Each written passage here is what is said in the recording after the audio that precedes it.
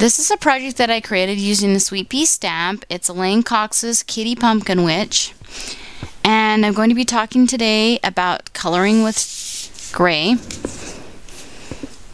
And I'm going to start with BV00. And I'm going to lay down a little bit of color.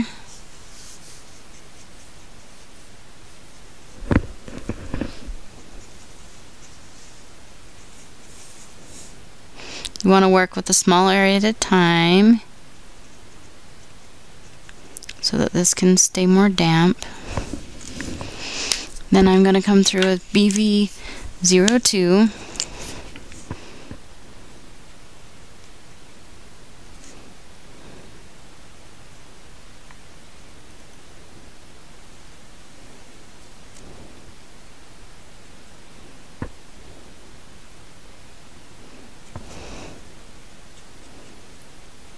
Would be a little bit darker down here below her elbow. Come back in with BV00 and blend it out just a little bit. Keep in mind that every time you go over this, it's going to add another layer of color. So depending on the effect that you want, you don't want to overdo it if you intend to keep this color a lot lighter. If you look at my card here, I actually left some areas a little bit lighter on this version, and I have actually used pink.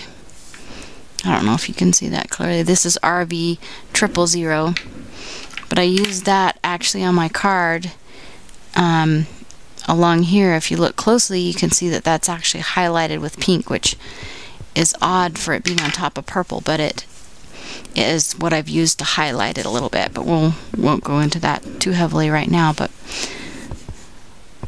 this is my BV00 again, and I'm just going to come through and add a little bit of color. So if we were going to do a highlight like that, we might leave a whole bit of white area in between. It just depends on what effect that you want. Now I am going to show you in a few minutes when I get through with this part. I will show you some different effects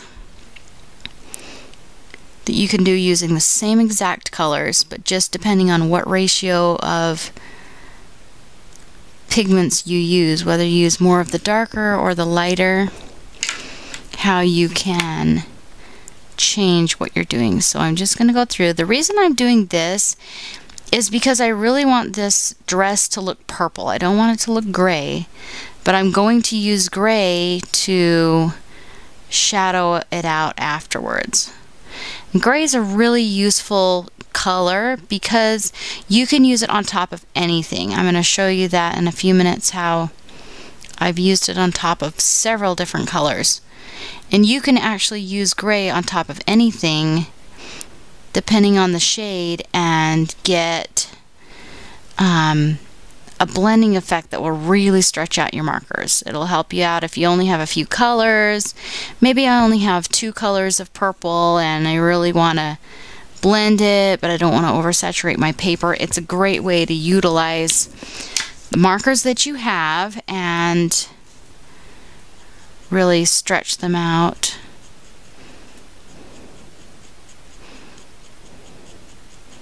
So I'm just going to go ahead and color that little highlight in because I want to blend in my purples.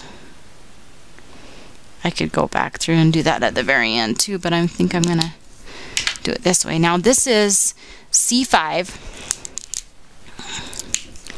and I am going to come in.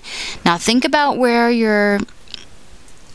the top layer of your ripple would be on your fold. We talked about this a little bit the last time when I did the last tutorial, and we are going on either side there. Remember, that spot in the middle needs to stay light, and it looks kind of funky right now. That's because it's not completely blended. We're gonna flick a little bit of color here. There we go, just a little bit. And down here. Now don't let that dry up too much because we don't want to have a really hefty line going along there. This is BV02, that's our darker purple, and I'm coming in and just flicking that out along the edge. There we go, just like that. I'll come back with a little bit more gray here along the bottom. And depending on the effect that you wanted, you could also use a lighter color. You could use the C3 maybe and have less contrast. I'm going to show you what it looks like when we have less and more contrast.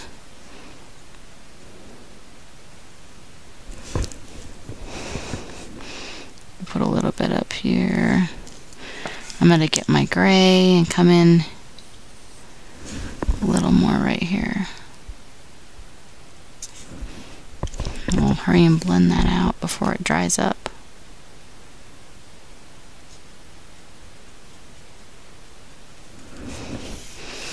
See that highlight?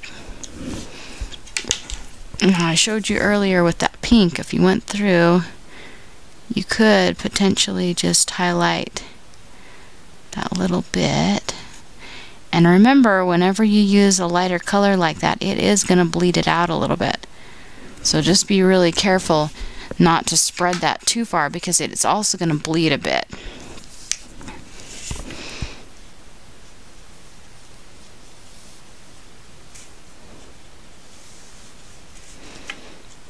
See that? And you don't have to use that.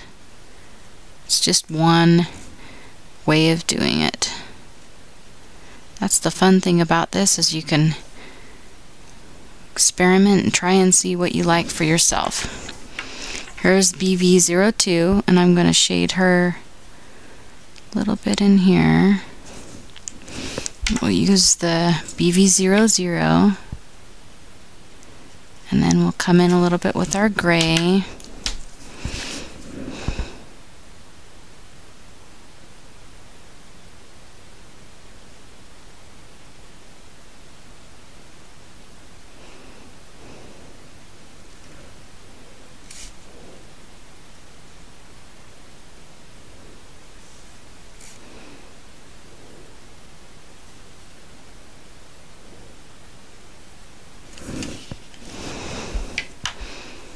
There's BV02. Blend that out a little bit.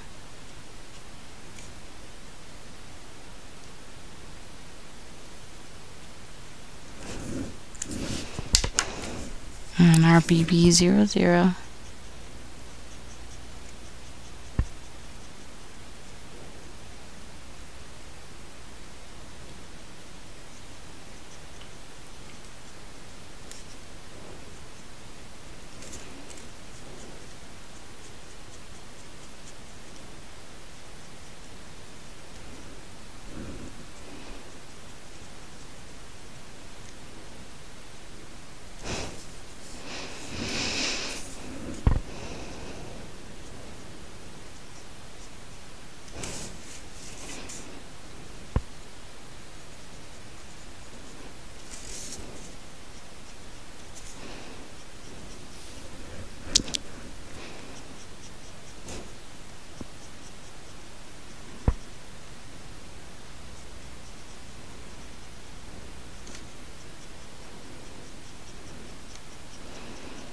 By doing it this direction, we're depositing a little bit more pigment on the edges. See how most of that pigment is going to get deposited on our starting point. If you do it like this, it'll deposit more pigment all over the place.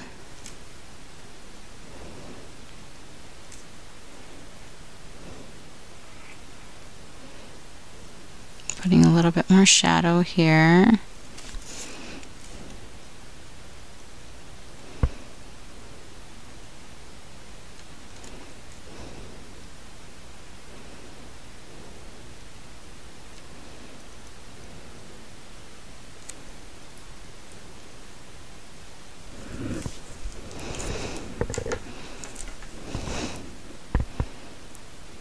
Here's our gray.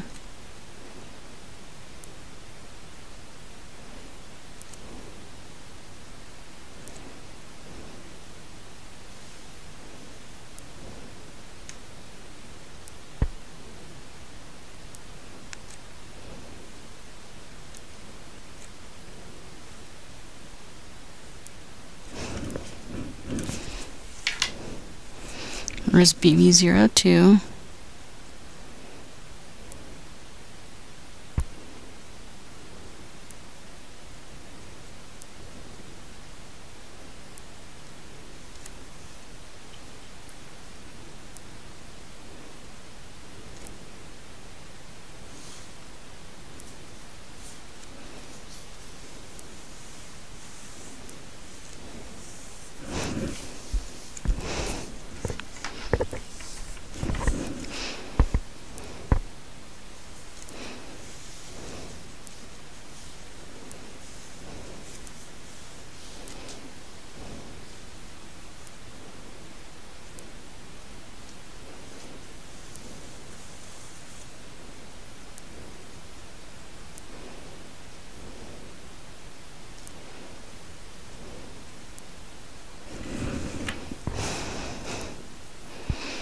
Now I'm going to use BB02 right up in here.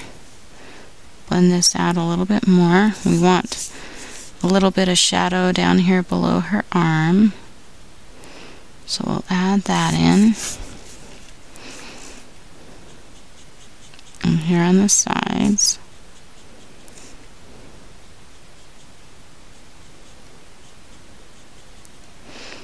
Where these folds are.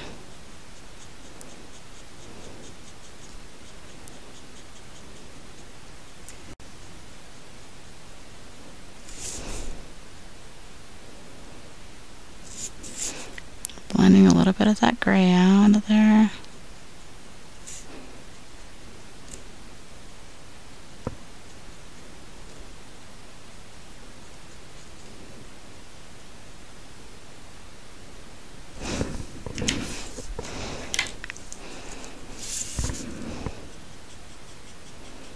We're just going to fade that out with a BB00.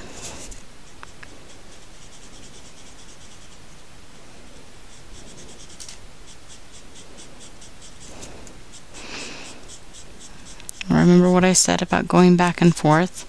Depending on what effect you want, you can swirl it up like this, and that gives it a little bit more blending, but it also deposits the pigment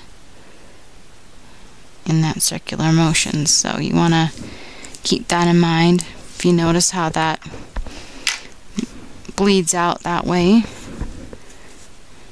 and if you color it this direction and flick it out like that, it actually blends it in a different way. So I would just experiment with that and see which way works best for you on which project, because I vary mine just depending on what I'm doing.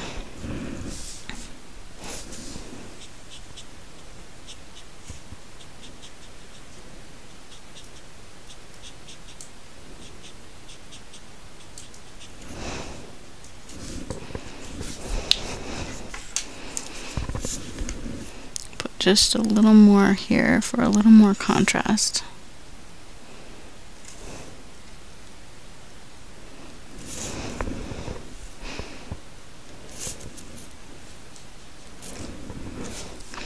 Come back, you want that BB00.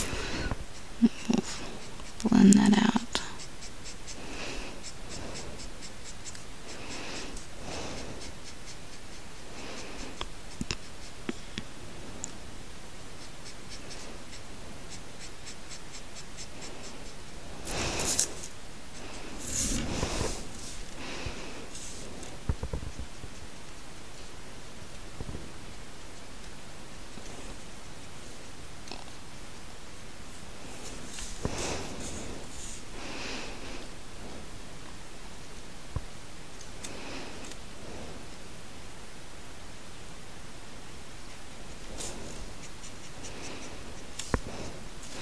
And then you would just blend until you're happy with your results. There's one way of doing it. I'm going to show you if I were to have more contrast. I could do something like that.